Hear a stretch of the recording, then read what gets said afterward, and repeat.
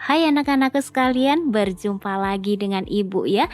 Hari ini kita akan mempelajari bersama kembali kelanjutan dari video yang sebelumnya. Waktu itu kita mempelajarinya sampai pada Daud dielu-elukan ya, dipuji-puji oleh orang-orang Israel karena kehebatannya berhasil mengalahkan banyak sekali musuh dari negara Israel. Nah, bagaimana kelanjutannya? Yuk kita simak bersama dalam video berikut ini.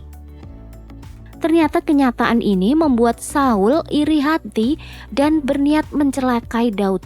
Dia merasa selama ini yang dipuji-puji saya, kok sekarang Daud? Wah, ini gak bisa dibiarkan. Maka suatu ketika dia meminta Daud ini untuk menghadapnya di kerajaan. Dan apa yang terjadi coba anak-anak? Niat jahatnya dia lakukan, yaitu ketika Daud sedang berjalan menuju ke singgasana tempat duduknya sang Raja Saul ini. Biasanya kalau raja itu ada singgasana ya, kursi bagusnya itu ya, kemudian di samping kiri kanan. Kalau kayak kerajaan-kerajaan zaman dulu tuh ada kayak senjata-senjata tombak begitu ditaruh di sampingnya. Dan benar ketika Daud sedang berjalan menuju ke arahnya, Raja Saul ini kemudian mengambil secepat kilat tongkat itu, diarahkan, dilemparkan ke arah Daud. Dan hanya sedikit dia bergeser, tubuh Daud ini pun terlepas dari bahaya. Dan tombak itu hanya melewati sepersekian mili dari jarak dengan tubuhnya itu. Wah, itu benar-benar mukjizat ya. Dan itu dilakukan tidak hanya sekali loh. Dia berkali-kali ingin mencelakai, ingin membunuh Daud ini. Saking dia sudah benci banget kepada Daud. Sebenarnya anaknya Saul yang bernama Yonatan itu sudah menasihati ayahnya supaya Saul ini tidak mencelakai Daud karena Daud adalah orang pilihan Allah. Kebetulan Yonatan ini sahabatan sama Daud, dan memang Yonatan ini sifatnya baik, tidak seperti ayahnya yaitu Raja Saul gitu ya. Tetapi tetap saja Saul membenci, iri, dan bahkan berniat membunuh. Sampai suatu ketika Daud tahu bahwa ini akan mencelakai dirinya, dia pergi dari kerajaan itu beserta dengan beberapa orang yang setia menemaninya. Dia lari dan dikejarlah oleh Saul beserta pasukan berkudanya. Ketika Daud sudah melarikan diri cukup jauh, dia lelah. Sampailah dia di pegunungan En-Gedi namanya. Di situ dia mengajak teman-temannya itu untuk beristirahat di sebuah gua. Nah, di dalam gua itu rencananya ingin tidur. Dia masuk ke yang lebih ke dalam lagi. Di dalam gua itu gelap sebenarnya, tapi enak untuk istirahat bagi mereka. Baru mau tidur, mereka mendengar ada keramaian. Ternyata Saul dan pasukannya sudah tiba juga di tempat itu. Dan Saul kemudian mengajak pasukannya untuk beristirahat.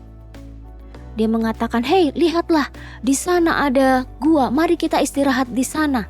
Aku ingin tidur sejenak. Kalau kalian mau tidur, tidurlah semuanya. Nanti kita lanjutkan lagi mencari Daud." Padahal Daud ada di dalam. Nah, Saul dan orang-orang itu masuk ke dalam gua dan mereka tidur. Nah, apa yang terjadi? Daud sebenarnya tahu di luar itu suaranya Saul dan wah, itu ada Raja Saul.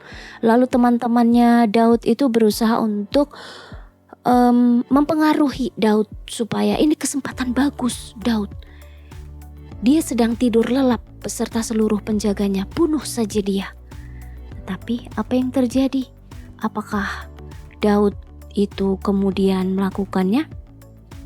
Nah, pelan-pelan nih Daud mengambil pedangnya. Apa yang dia lakukan?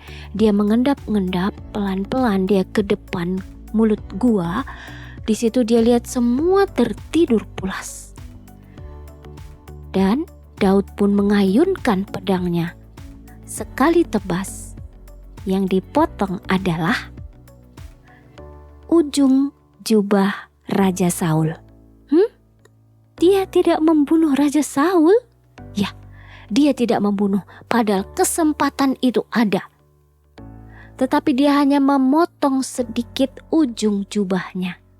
Kemudian dia mengendap-endap lagi masuk ke dalam. Ya, pastinya teman-temannya mengatakan, "Ya, sayang sekali Daud, kenapa enggak kamu bunuh saja sekalian?" "Tidak," kata Daud. Dia tetap tidak mau melakukan itu. Nah, kemudian setelah Saul merasa cukup beristirahatnya, dia terbangun dan mengajak pasukannya untuk pergi lagi. Mereka masing-masing naik ke kuda tunggangannya dan Saul pun memberikan aba-aba. "Mari kita segera pergi dari tempat ini dan kita akan mencari Daud. Kita bunuh dia." Ayo, kata pasukannya. Udah rame begitu ya. Lalu sebelum Saul dan pasukannya pergi, Daud keluar dari gua itu dan memanggil, "Tuan Raja Saul, tidak usah kemana-mana, saya ada di sini." Kaget dong Saul pas dia menoleh, "Hah? Ternyata Daud ada di tempat itu, berarti kami ada dalam satu tempat yang sama." Dia mulai berpikir, "Tapi ketika aku tidur beserta semuanya, kenapa aku tidak dibunuh ya?" Lalu dia memikir-mikirkan, akhirnya apa? Dia sadar betapa memang Daud itu adalah orang baik pilihan Tuhan. Saul selalu gagal mencelakai dan membunuh Daud selama ini. Sementara Daud itu sering ada kesempatan seandainya nih dia mau untuk balik mencelakai Saul, tetapi Daud tidak melakukannya. Nah, akhirnya Saul ini merasa malu hati. Dia merasa, ya ampun, kok selama ini aku ingin mencelakai orang baik sih. Akhirnya dia berubah pikiran dan dia mengajak pasukannya untuk kembali ke kerajaannya. Sampai di kerajaannya, karena dia masih merasa malu dengan sikapnya sendiri, dia meminta kepada pasukannya untuk membunuh dia. Ya gak ada yang mau lah ya. Pasukannya dikasih pedang supaya mau membunuh Saul. Ya mereka takut, masa disuruh membunuh raja sendiri gitu. Mereka gak ada yang mau satupun. Akhirnya apa yang terjadi? Saul mengakhiri hidupnya. Dia bunuh diri. Nah, itu terjadi ketika pada saat itu ada pertempuran lagi melawan bangsa Filistin. Jadi pada saat di dalam pertempuran itulah, dengan dia masih membawa rasa malu, dengan dia juga harus bertaruh nyawa untuk peperangan dengan orang Filistin, maka dia memilih untuk bunuh diri. Nah, anak-anakku sekalian, begitulah ending kehidupan dari Raja Saul. Cukup ironis, cukup menyedihkan ya. Nah, bagaimana kelanjutan dengan Daud setelah meninggalnya Raja Saul? Kita simak dalam video berikutnya ya. Sampai ketemu lagi dalam pembelajaran berikutnya. Tetap jaga kesehatan, semangat selalu ya. Tuhan memberkati. Terima kasih.